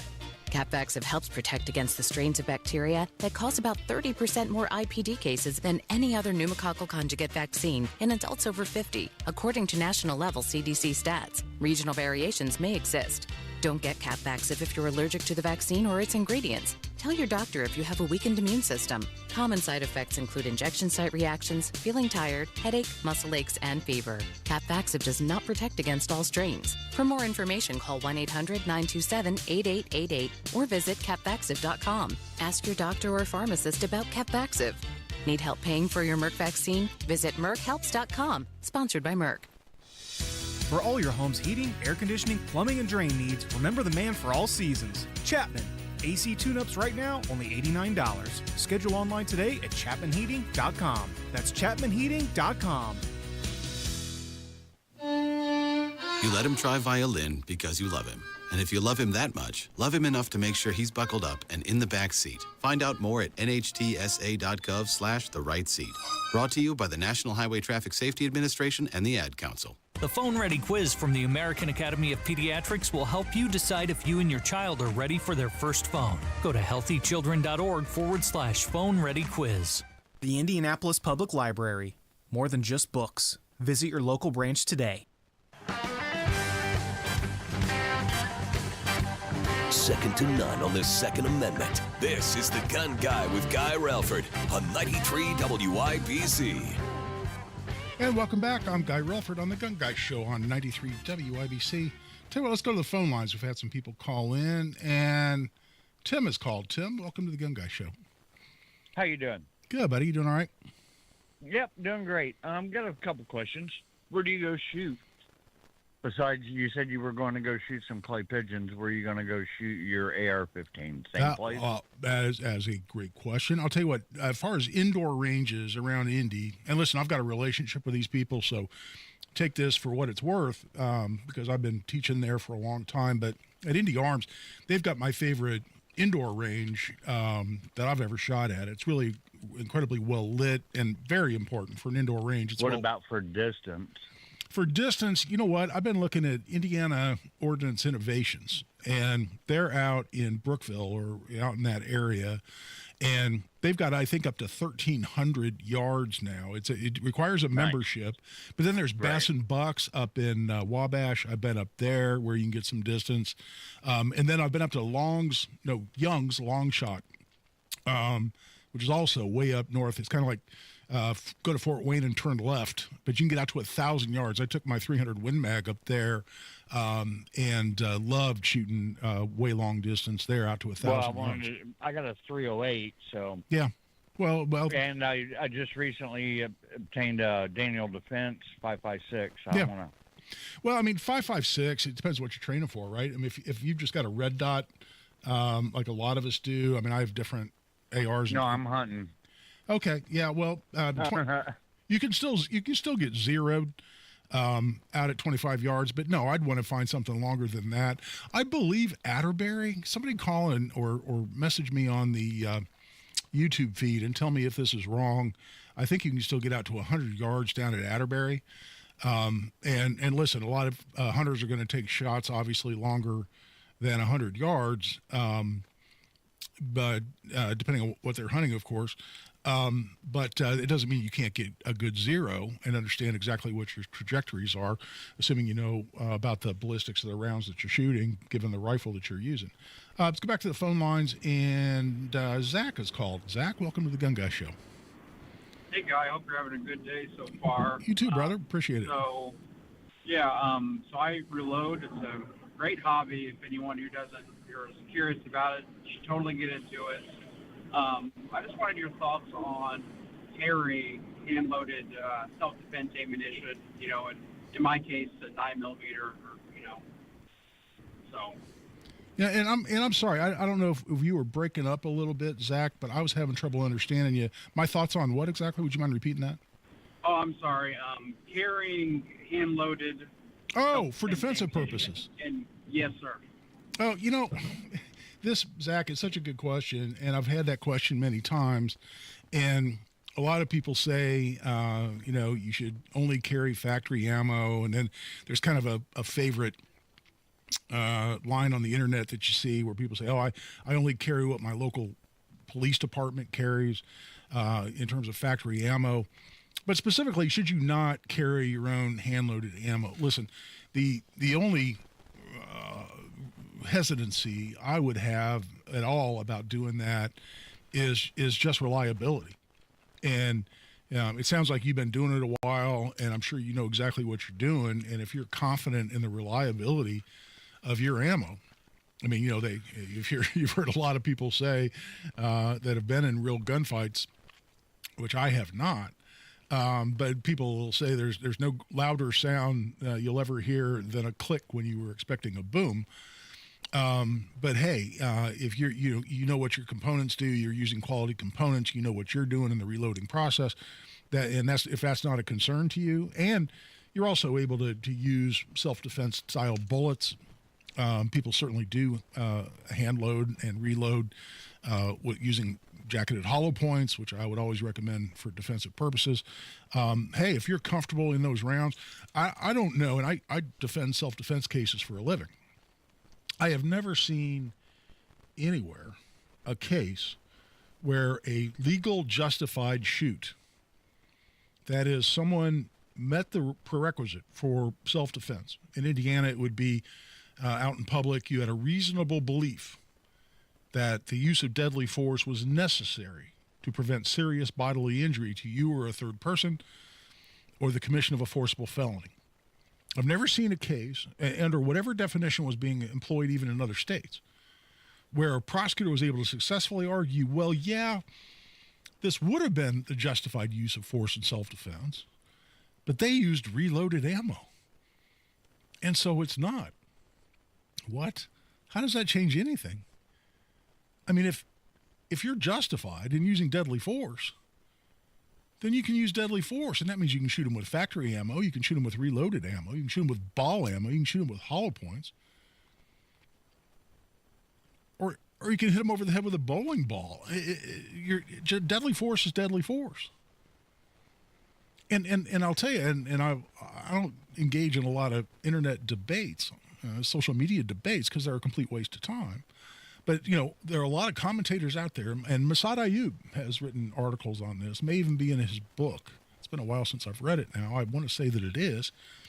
He even talks about accessorizing your gun. Oh, well, if you put a lighter trigger in your gun, well, then a prosecutor is going to use that against you. Or if you have a red dot, or whatever it might be, then that's going to be used against you. And listen, and I have a lot of respect for Massad Ayoob and others. I've seen articles in organization that I'm a member of and I respect, U.S. Concealed Carry Association, said similar things. You know, you put a lighter trigger. Well, it's a hair trigger. You're putting a hair trigger in your gun, so that indicates intent. I see that all the time out on social media. That indicates intent. Well, hold on, intent. If some dude kicks my door in the middle of the night and he comes in with his short-barreled shotgun with a note in his back pocket that said "murder guy and steal all guy's stuff," and I point my handgun at the middle of his chest and pull the trigger 3 times, did I intentionally, at that point, shoot him with deadly force? Is there a very probable outcome that me shooting him in the chest would cause his death? Of course it is. Did I intend to do that? Yes, I intended to stop the threat. I intended to prevent him from coming in and hurting me and my family. I intended to prevent an unlawful entry into my dwelling, which is a separate justification under the self-defense statute. Did I intend? Of course I intended it. I pointed the gun at him and pulled the trigger. What do you mean it has to do with intent? The issue is not whether I intended it. If I'm justified, I can intend it all day long. And I've had, I don't know, countless number of cases involving guns where somebody pulled a trigger. I don't remember a prosecutor ever even mentioning evidence, assuming the police even gathered the evidence, of having measured the trigger pull and said, oh, well, that's only got a 3.5-pound trigger in it. So it's an aftermarket trigger where that gun from the factory comes with 5.5. Well, it's a lighter trigger, therefore they must not be justified. What? The legal argument makes no sense to me. And I tend to think that this is a way to sell articles because it's a way for people to go, ooh. And there's this favorite phrase people use out there, the aggressive liberal prosecutor. Or, you know, a lot of times people in other states say DA, which we don't have district attorneys in Indiana. We have prosecutors and deputy prosecutors. At least in every jurisdiction I've been in, which is pretty much all of them. Well, the aggressive liberal prosecutor will use that again. Well, it doesn't change the law. I did have a deputy prosecutor one time say to me, well, and this is in a case that had been charged, and it was, in my mind, clearly self-defense. So we ended up establishing that and ended up getting all the serious charges dismissed. But at one point, I had a deputy prosecutor say, well, if this goes to trial, I just really don't think the jury's going to like the fact that your guy used an AR-15. And the jury's really going to be swayed by that. And at the time, this is a while ago, where I had actually had a book of the U.S. statutes in actual book form, hard copy, and I pulled it out and I turned to the Indiana Self-Defense Statute article or section, Indiana Code section 35-41-3-2. I talk about it all the time here on the show. And I handed him the self-defense code. And I said, please turn to the section in here where it talks about a separate standard for the use of really, really deadly force. He looked at me like, what are you talking about? I said, well, no, you're saying my guy used an AR-15 and that was somehow more gun than he should have used. So there must be a different standard for the use of really, really deadly force. He could have used deadly force. Could have shot the guy with a handgun. Or I suppose the way a lot of people think, instead of a .556 round, which is a medium caliber gun, and people talk about a high velocity, high powered rifle. It's not. One caller talked about hunting with .556. Well, .556 isn't even legal to hunt most places. And I'm not a hunter, and I'm not an expert on the DNR regulations. But the reason .556 isn't even legal in most places to hunt deer is because it's not lethal enough. And you can't humanely, ethically predict a clean kill. But the way a lot of people think, you could pick up your 300 Win Mag or your 308 or your 30-06 hunting rifle and shoot a bad guy with that. Well, that's okay. That's a hunting rifle. But your super lethal, deadly AR-15, well, that's too much gun, which makes no sense from a ballistic standpoint, from a lethality standpoint, makes no sense at all. But I said, show me the different standard that's required for the use of really, really deadly force. He said, well, there's no separate standard. Well, no, there's not, is there? You're either justified in using deadly force or you're not. And if you are, the method you use to employ deadly force makes no sense. Now, I will say this about light triggers. We're talking about modifications. If you accidentally discharge your gun, you have a negligent discharge, an ND as we call them. And a lot of us have stopped using the term altogether. I don't know, 15 plus years ago, I stopped using the term accidental discharge, which actually is germane to a topic I'm going to bring up here later in the show if we have time, about the SIG P320. But if you have a negligent discharge, your gun goes off when you did not intend for it to go off, when you had your finger on the trigger, but you didn't mean to pull the trigger, and somebody gets hurt. And you're charged with a crime like criminal recklessness with a deadly weapon. Would the fact that you put a lighter trigger in that gun that arguably led to your negligent discharge when the gun went off when you did not intend it to because the trigger took 2 pounds or 3 pounds less pressure for that gun to go off than if you'd have left it alone? Would that modification come back to haunt you? Yes. Yes, it could. Yes, it could. But that's not what we're talking about here.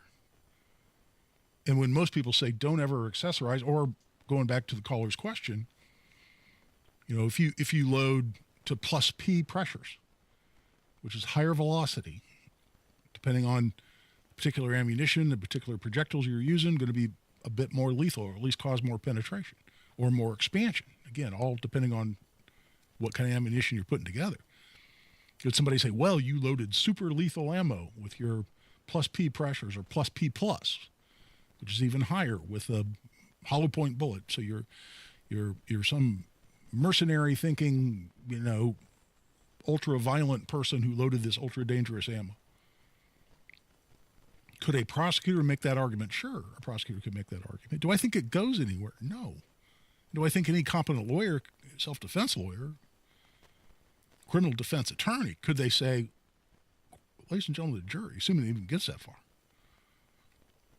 the question is about whether deadly force is justified here or not. And if it is, there's no such thing as really, really deadly force. It's all about what was justified on the front end.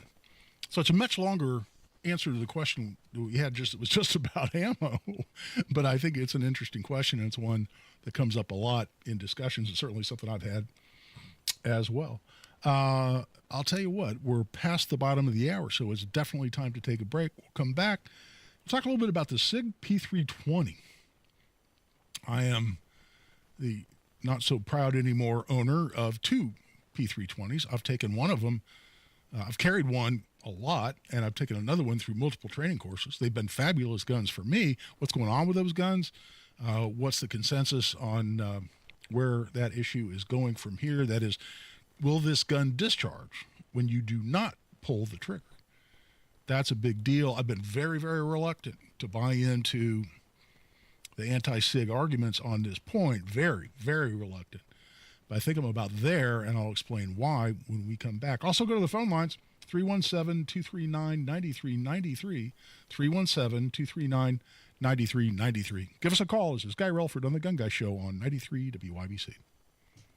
Hammer and Nigel. Weatherman upset that Trump cutting some funding to the National Weather Service. The war on science. Yeah, tell me more about that science that told me I had to wear a mask made in China that didn't protect me from anything. Tell me about the science of 6 feet apart. Tell me about the science of being in a restaurant. You can sit down and eat with no mask, but you got to stand up and wear a mask. But if you go to Cannes, you got to stand back up and put it on again. Hammer and Nigel, weekdays 3 till 7 on 93 WIBC and WIBC.com. Well, check this out. August is Pet Appreciation Month.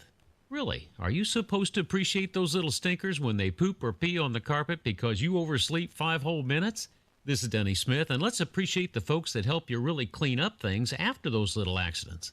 I'm talking about Zerorez. Before we get any deeper into summer, you can get 3 rooms Zeroresified for $129, get 15% off pet odor treatments, and $50 off air duct cleaning too.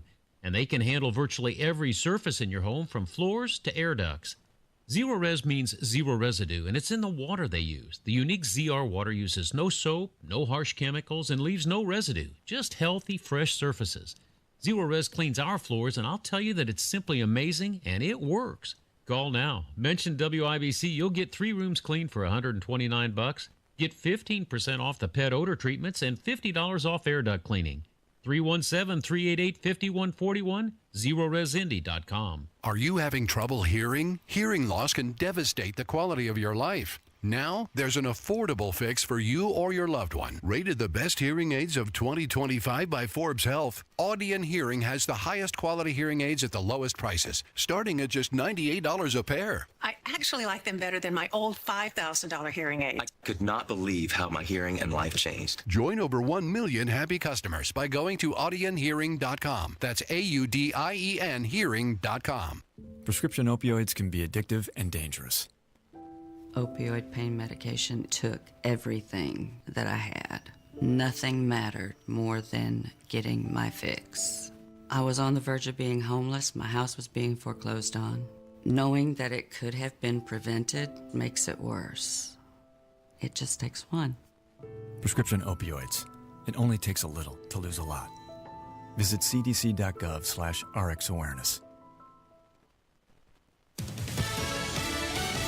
News, I'm Roger Stern. Former special counsel Jack Smith, who had investigated President Trump, is now himself being investigated for violating the Hatch Act in his Trump probes. The act bans some public officials from engaging in political activity, but there's been no evidence of wrongdoing presented yet. Fox's Jill Nato, the office investigating Smith, actually has no authority in criminal matters. The 4th suspect in Cincinnati's big street fight was in court today. Another suspect is free on bail as city leaders respond. Cincinnati Mayor Aftab Purival came back early from his Canadian vacation to hold his first news conference since last Saturday's downtown viral street fight. Fox's C.B. Cotton, America is listening to Fox News.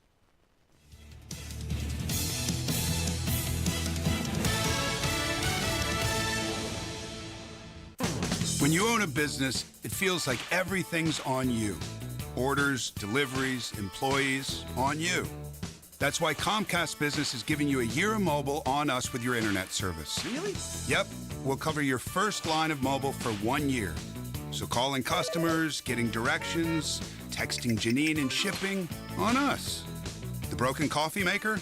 That one's still on you, which means you'll save hundreds for your business and get the fastest mobile service with 5G cellular and Wi-Fi hotspots on us. But hurry, this deal won't last long. Get a mobile plan and free up the budget to maybe, I don't know, fix that coffee maker? Get mobile on us for 1 year, you guessed it, on us. Comcast Business, powering possibilities. Ends 9/22/25. Restrictions apply. New mobile customers only with internet standard service or above. Limited to value of 1 unlimited intro line apply via 12 monthly internet bill credits. 1 discount per account. Fastest mobile based on mobile Wi-Fi and cellular data in service areas. Ookla Speed Test Intelligence 2H24. An official message from Medicare. I'm saving money on my Medicare prescriptions. Maybe you can save too. With Medicare's Extra Help program, my premium is $0 and my out-of-pocket costs are low. Who should apply? Single people making less than $24,000 a year, or married couples who make less than $32,000. Even if you don't think you qualify, it pays to find out. Go to ssa.gov/extrahelp. Paid for by the U.S. Department of Health and Human Services. Stay on your home court with Franciscan Health's top-rated cardiac heart care. No traveling, no waiting. Just award-winning heart care right where you live. Rated #1 in Indiana 2 years in a row for cardiology and cardiac care by Health Grades, Franciscan Health offers first-in-the-world treatments, cutting-edge technology, and unmatched compassion, because we believe every heartbeat is extraordinary. Don't sit on the sidelines with heart trouble. Schedule a same-day cardiology appointment today at franciscanhealth.org/heartcare.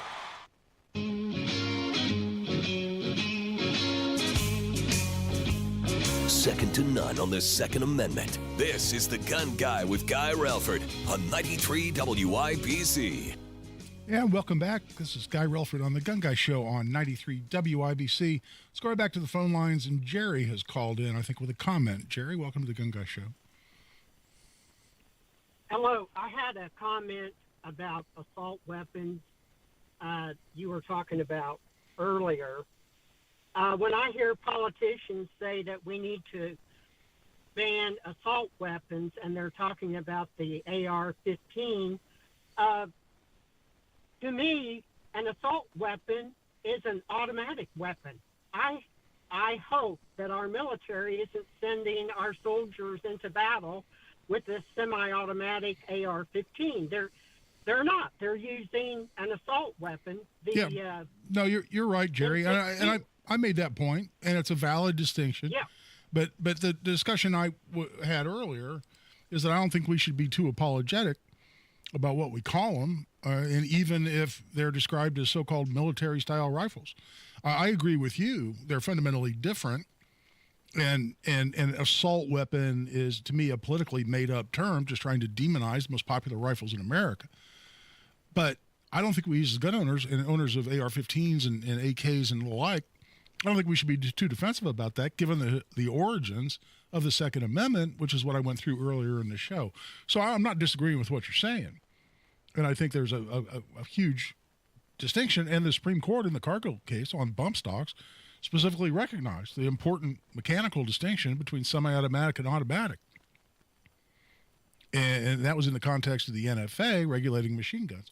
But I agree with you. I just don't think that I personally don't choose. I don't feel the need to choose to be too defensive about that when I think the founders wanted me to have equal weaponry to the government military to begin with. And that was a long discussion I had at the beginning of the show. Let's go to Felix. Felix, welcome to the Gun Guy Show. Hello? Yes, sir. What you got for us? Yeah, I can't defend myself. I can't buy a gun because all the guns I looked at Indie Arms, for example, I can't pull the trigger. I'm 80 years old. My finger's not strong enough to pull a trigger. Is there a gun that's really easy to pull the trigger, like a toy gun, that I can defend myself with? Yeah, and there are certainly guns with lighter trigger pulls. I mean, a standard self-defense gun, Felix, is going to have a trigger pull around 5.5 pounds or so. I mean, you want to stay away from the big double-action revolvers or double-action semi-automatics, because one pull of the trigger has to both cock the hammer and release the hammer, and that can be very, very difficult. And for a lot of people, especially that have diminished hand strength. But you can also look at modifications to lighten the trigger, even aftermarket.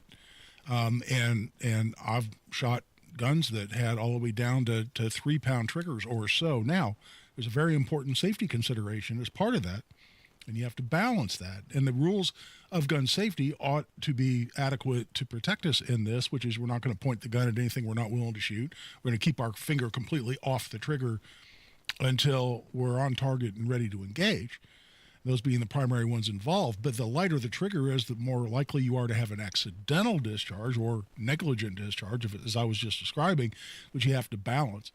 But you can certainly find guns with much lighter triggers, and you can have aftermarket modifications made to lighten the trigger, just where we have to be really, really, really, really careful about following the rules of gun safety, particularly keeping anything and everything, including our fingers, away from the trigger until we're actually on target ready to fire, especially when you've got a very, very light trigger, what some people would call a hair trigger. Let's go one more phone call here before we take a break and go to Jay. Jay, welcome to the Gun Guy Show. Hi, Guy. How you doing? Good, Jay. You doing all right? Doing super. Hey, I just got a quick question. I live in a rural address. I live about 300 yards off the road. Uh-huh. This happens a lot. You got to go through some trees, but I live up on a hill. But I see people at 12, 1 o'clock, 2 o'clock driving up my driveway, stop maybe midway because I have two signs saying no trespassing. I've even had them come even closer than that. Would I get in trouble if I just walked out there if I had a gun? I got multiple guns, but say like a MPX or something. Yeah. Around max. I'll tell you, the problem is, and I've defended, in fact, I'm defending cases right along these lines right now, Jay, where when you have the gun and the person can see the gun, then if they call police and say this guy was threatening me with a gun, then the cops are always going to ask him, well, did he point the gun at you? In the history of police officers asking anybody who's called and said, oh, my God, this crazy guy was threatening me with a gun, in the history of the question, did he point it at you? I would guess somewhere around 98.5% will say, oh, yeah, oh, my God, he pointed it. Whether you did or you didn't. That's just a natural, I think, human response, and where people want to escalate, or people want to exaggerate what actually happened to put you in a worse light.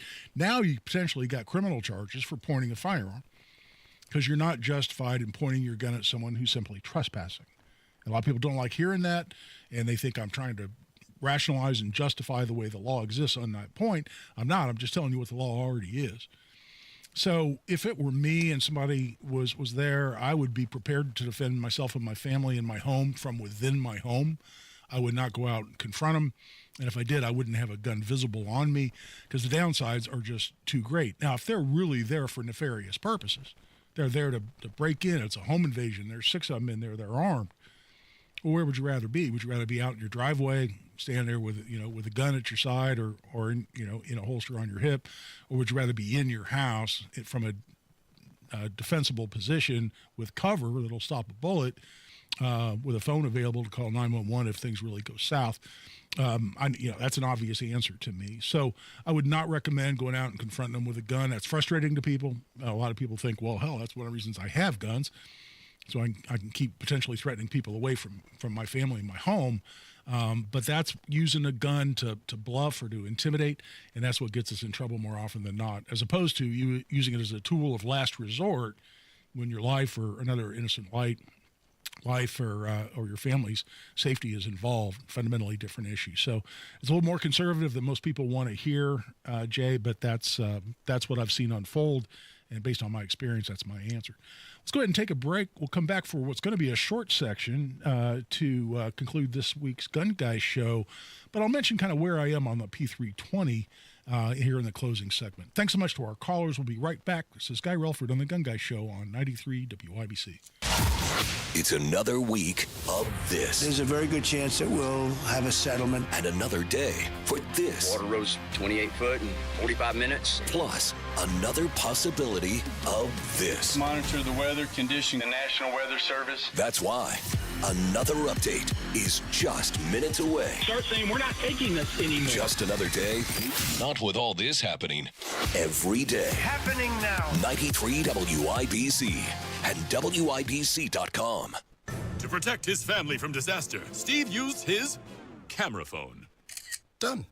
By taking pictures of his important documents, Steve can always have them stored online. Learn more simple disaster prep tips at ready.gov. A message from FEMA and the Ad Council. Luxury awaits you at Tom Roush Lincoln & Fishers. Come see the full line of breathtaking Lincoln vehicles at Indiana's premier Lincoln dealership. From the moment you arrive at Tom Roush Lincoln, you'll know you've arrived. Shop over 200 new Lincolns in our state-of-the-art family-owned and operated dealership with no pressure. Just the award-winning service and respect you deserve. Plus, with any new Lincoln, your first 5 oil changes are on us. Luxury awaits you at Tom Roush Lincoln & Fishers. First 5 oil changes complimentary with any new Lincoln purchase or lease. See dealer for complete details. Indianapolis was built for speed, electricity, and non-stop action. So was Live Golf. So where better to crown a new individual champion? Leading the pack, Rahm, DeChambeau, and Neiman. But only one can be the victor. So be at Chatham Hills August 15th to 17th as Live Golf gets even louder. With a doubleheader concert from Riley Green and Jason Derulo. Tickets are already flying out of the gate. Hurry and grab yours now at livegolf.com. I'm a veteran.